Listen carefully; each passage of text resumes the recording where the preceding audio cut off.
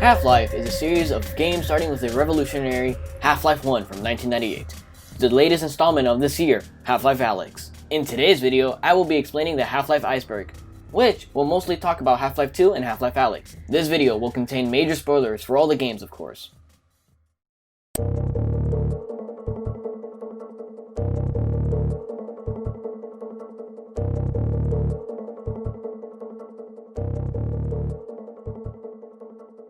The Black Mesa incident takes place during Half-Life 1, where a catastrophic experiment goes wrong, causing a resonance cascade which brought in Zen creatures. The Marines came in to clean up the disaster, but the military ended up being overwhelmed, which eventually led to the destruction of Black Mesa and the death of almost all of its personnel. The Combine are an interdimensional empire composed of both allied and enslaved species. Their primary goal is to dominate any universe and to enslave them, even against their will. They are also the prime antagonistic force in Half-Life 2. City 17 is a grand city in Eastern Europe that has existed since before the 7-Hour War. Later taken over by the Combine, it became their main headquarters on Earth. After the ending of Half-Life Alyx, it was basically confirmed that a true sequel to Half-Life 2 Episode 2 may be coming. And it looks as though Valve is thankfully going back to Half-Life. Man, I just hope my words don't age horribly. The Borealis is a research vessel belonging to Aperture Science and is introduced in Half-Life 2 Episode 2. The Borealis was supposed to be the major plot point in the cancelled Half-Life 2 Episode 3. Gordon Freeman is the main protagonist of the Half-Life series. Any other additional facts is that he is 27 years old and has a PhD in theoretical physics. Alyx Vance is the daughter of Gordon's co-worker and friend Eli Vance. She accompanies Gordon and fights with him during the City 17 battle and so forth. Headcrabs are parasitic creatures that are capable of latching onto their host, turning them into a zombie. The G-Man is one of, if not the most mysterious character in the Half-Life series. He's neither your ally or your enemy, and his motives are unknown. Zen is a border world used to travel across dimensions, and was where the Zen creatures went to hide after their homeworlds were taken over by the Combine. City 14 is mentioned only once by a citizen. Dr. Brane again? I was hoping I'd seen the last of him in City 14. I wouldn't say that too loud. This is his base of operations. Not much is known about City 14, but it looks as though Dr. Brane's presence is there as well. Wallace Brane was the former administrator of Black Mesa, who was later made Earth's ruler and the Combine's puppet ruler after negotiating a surrender on behalf of the United Nations. The 7-Hour War was a brief war between all forces of Earth and the Combine. The Combine ended up winning in the short war, and Earth's surrender is what followed next. The suppression field was installed by the Combine, which prevents the creation of humans, making the remaining humans the last generation on Earth. This is briefly mentioned by Judith. We're closing in on a reliable local teleport technology. Something the Combine still hasn't mastered. Eli thinks their portals are string-based, similar to our Calabi-Yau model, but they've failed to factor in the dark energy equations. They can tunnel through from their universe, but once they're here, they're dependent on local transportation. If they knew what we were doing with entanglement... Half-Life 2 Raising the Bar is a book detailing the behind-the-scenes in the creation of Half-Life 2, and is also a really expensive book. The Final Hours of Half-Life Alyx is an interactive storybook which details the development of Half-Life Alyx, a tour of Valve software and what Valve has been up to.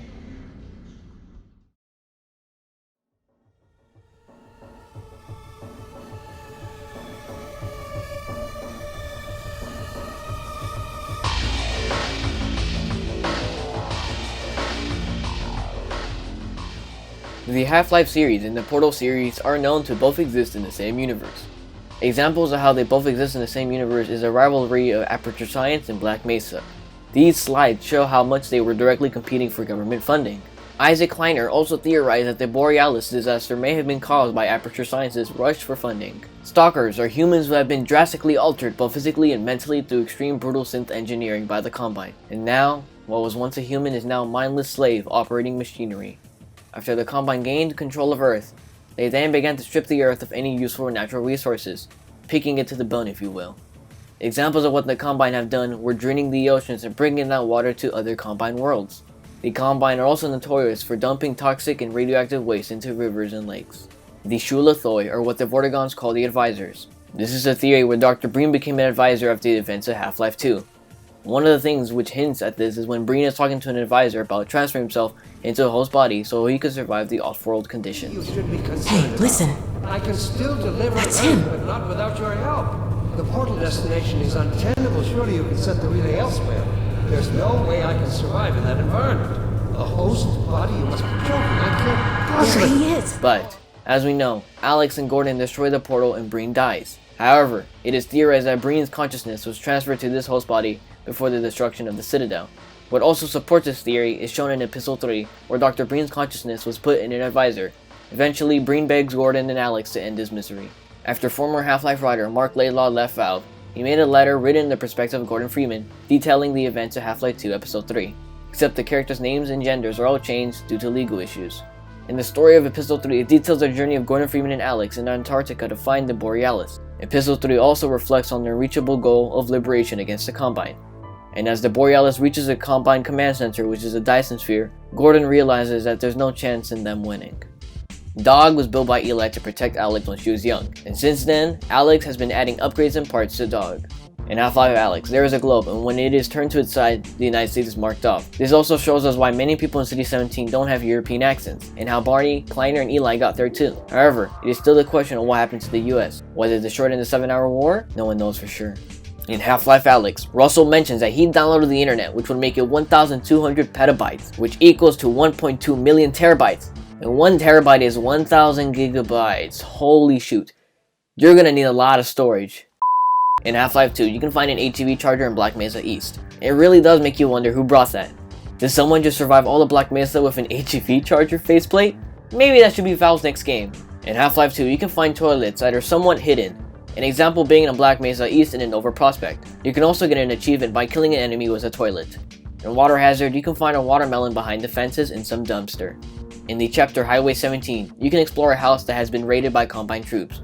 Once you explore the house and pay attention to the details, it really does become grim. In the yard, you can find 3 recently burned corpses. And once you enter the house, you see that people living there tried boarding up the house. And on the last floor, there's a dead citizen. Upon exiting the house, you can also find 2 gravestones. Which is very strange, because who buries people in their yard? During Anti-Citizen 1, you come across a TV with G-Men on it. And the creepiest part is that the television wasn't even plugged in.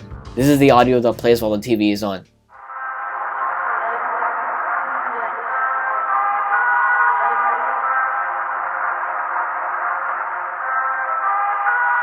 The song was made using Zero G's distorted trumpets and is at the door. All throughout the Half-Life series, the G-Man always seems to be watching you in the distance. Other times he helps you, and in other situations, he only hinders you. In Nova Prospekt, you can find a camera which shows a Combine soldier unmasked, giving us a view of what the Combine have done. While Dr. Brane is talking to an advisor while on his getaway, you can find where the advisor is speaking to Brane out of bounds. And upon doing so, you can find a screen off to the side. Here is a texture for the screen, which uses an edited version of a screenshot from the game Star Trek Birth of the Federation. The texture file name is Master Interface 01C. Valve, please fix.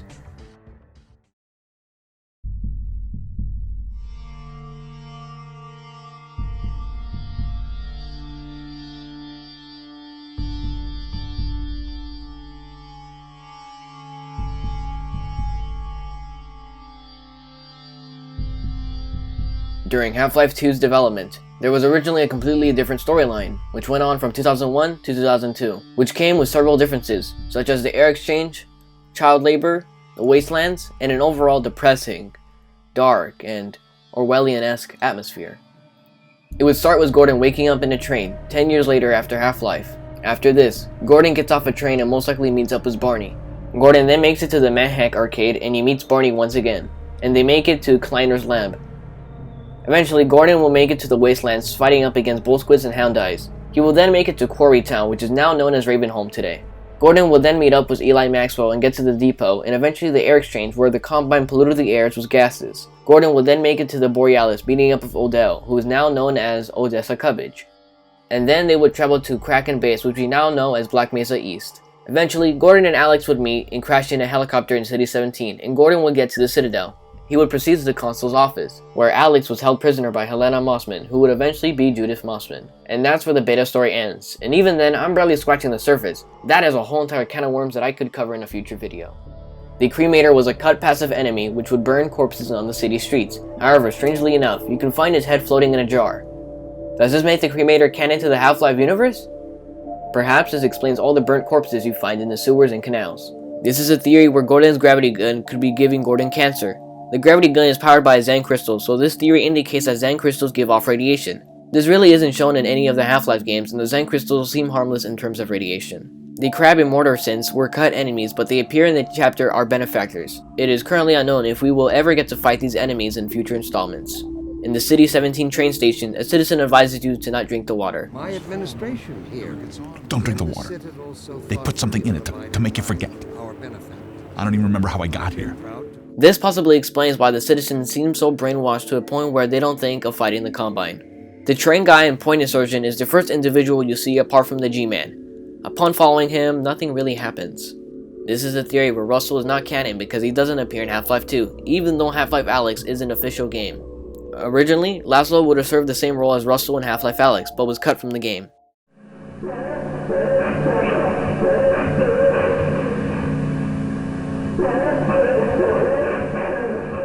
The Trans 6 audio is a file from the Half-Life 2 beta, which supposedly is a transmission of a female cosmonaut complaining about the heat in her aircraft before they exploded from the heat. In Half-Life Alyx, you can find a room which notably has some Combine mask parts, and as we know, Barney is working undercover against the Combine whilst having the job of civil protection. There are also books which could be a reference to the books in Barney's locker in Blue Shift.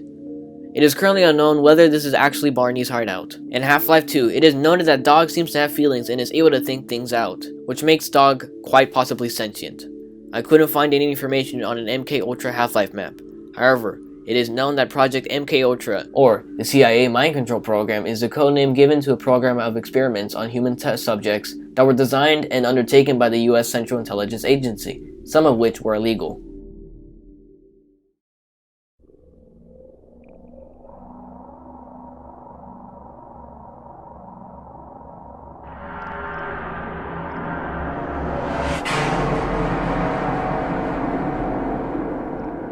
Due to how old the source engine is now, huge and expanded source maps have now become somewhat liminal. They're so familiar from how long they have been with us, yet they're so rather empty. A place that used to be lived in, but is now left to rot. In Half-Life 2, you can find a secret Vortigaunt cave, where what he says makes it seem as though he is self-aware of being in a video game.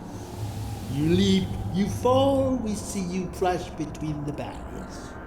For a brief time you joined us, you are one between the worlds.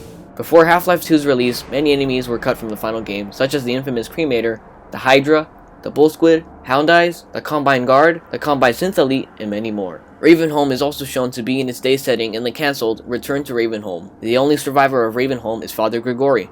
However, it is unknown if there are more still trapped in Ravenholm. Asian Vance is Alyx's mom, and it is theorized that she may have survived the Black Mesa incident. Originally, instead of having the dog we all know and love today, it was going to be an alien named Skitch. I mean, it's kinda cute, but creepy at the same time. As I mentioned before, source maps at times can give you the same feeling that liminal spaces give, where despite you being alone on a map, you feel as though someone is watching you. There are videos which go more in depth on this. Despite us always seeing the Combine text all around the world of Half-Life 2, we never actually hear the language spoken. In the chapter Point Insurgent, there is a playground, and upon inspecting it, you can hear the voices of the children who once played in it years ago. The ending of Half-Life Alyx showed us that Valve wants to do Half-Life again, and technically speaking, Half-Life 3 was in G-Man's briefcase. G-Man gave us, the fans, a fresh new start, with new opportunities. What the future holds for Half-Life is unknown, but do prepare for unforeseen consequences.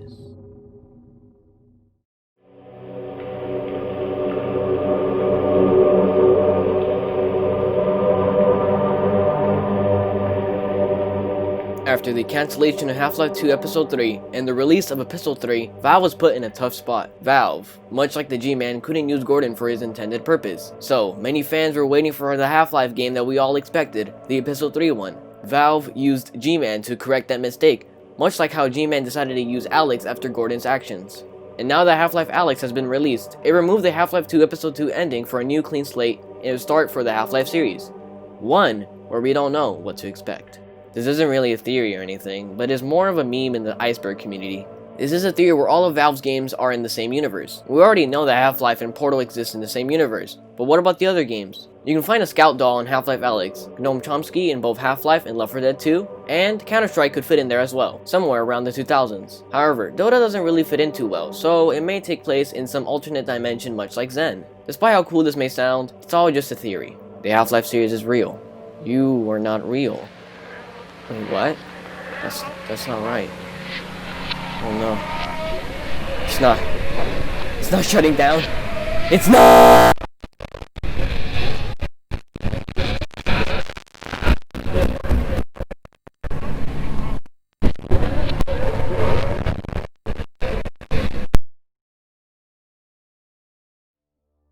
And that is the end of today's video. I really hope you all enjoyed it, and if I got anything wrong, make sure to tell me in the comments. Oh, and don't forget to subscribe, to like, and to hit that notification bell while stopping by. Each of these videos takes several days for me, and it would be awesome if you, the viewer, subscribe to the channel. It literally only takes like 2 seconds and it would make my day. Anyways, I'm Mauricio Jara, and I'll see you guys next time. Bye!